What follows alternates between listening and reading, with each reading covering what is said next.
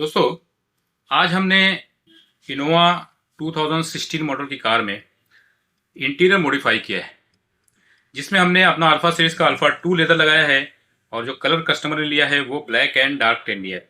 साथ में हमने डोर को भी लेदर रैप किया है, स्टीयरिंग को भी लेदर रैप किया है, डैशबोर्ड को भी लेदर रैप किया है, पिलर को भी लेदर रैप किया दोस्तों, और gear shift and gear knob को भी हमने लेदर रैप किया है।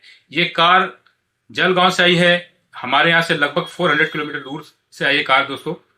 कस्टमर पहले आकर ऑर्डर दे दिया था उन्होंने सीट कवर का, उसके बाद वो फिटिंग के लिए लेकर आए। कल की कार आई हुई थी, आज काम कंप्लीट हो चुका है दोस्तों।